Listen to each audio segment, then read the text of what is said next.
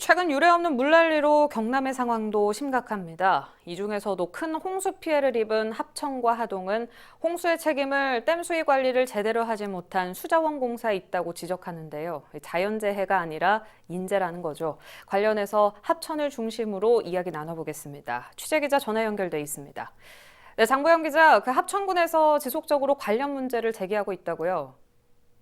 그렇습니다. 하천 지역의 재산상 피해는 굉장히 심각한데요. 하천이 범람해 농경지 435헥타르와 주택 63채가 침수됐습니다. 소와 돼지 등 3,000두도 물에 잠겨버렸죠. 경남 전역에 비가 쏟아졌던 지난 6일부터 8일까지 합천에 내린 비는 총 300mm 정도입니다.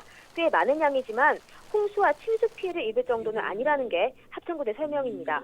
집중호우 이외에 다른 요인이 있다는 건데 하천댐을 관리하는 수자원공사에서 방류량을 급격하게 늘린 탓이라는 겁니다. 합천군에 따르면 평소 하천댐은 초당 16에서 50톤을 방류해 왔는데요. 실제로 지난 7일 오후 5시 25개를 열어 10배인 초당 500톤을 방류하다 8일 오후에는 초당 2,700톤까지 그 양을 급격히 늘렸습니다. 이렇게 많은 양을 방류한 건 처음입니다. 네, 초당 2,700톤이면 계산해 봤을 때 1분만 해도 16만 2천 톤이거든요. 상상이 잘 안 되는데 이 물이 그럼 고스란히 환강으로 들어가서 이번 홍수 피해를 일으킨 건가요?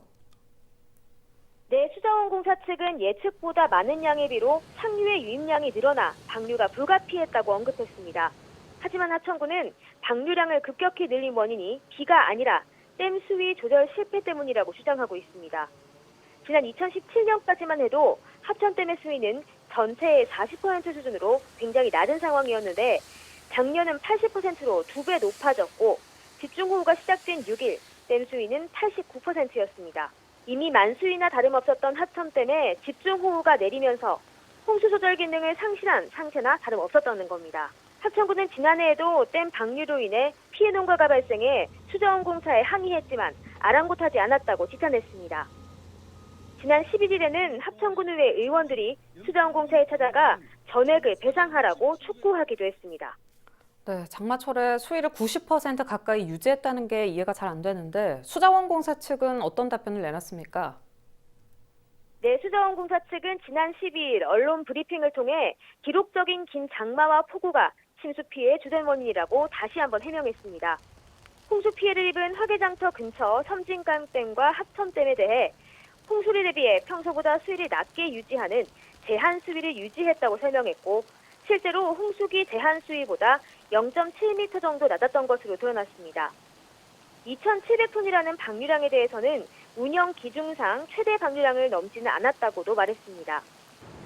이에 대해 일각에서는 제한 수위를 낮췄더라도 과거보다 15에서 20m 높은 수위를 유지했기 때문에 빗물 저장 능력은 이미 떨어진 상태라는 지적이 있습니다. 또 수자원공사 소속이 국토부에서 환경부로 2018년부터 넘어오면서 물의 양보다는 물의 질에 집중하게 돼 높은 수위를 유지했고 이것이 문제를 일으켰다는 지적도 있습니다. 또 전문가들은 오래전 만들어진 댐의 기준이 이례적인 폭우와는 맞지 않는다며 홍수 대비 시스템을 새롭게 구축해야 한다고도 주장하고 있습니다. 네, 알겠습니다. 13일 김경수 도지사가 피해 상황 점검을 위해서 합천에 다녀갔습니다. 피해를 입은 주민들을 위한 복구 작업과 보상이 신속히 이루어져야겠고요. 지속적으로 기후가 변하는 만큼 새로운 시스템을 제대로 마련해서 이런 일이 다시 반복되지 않도록 해야겠습니다. 네, 지금까지 장보영 기자와 전화 연결했습니다.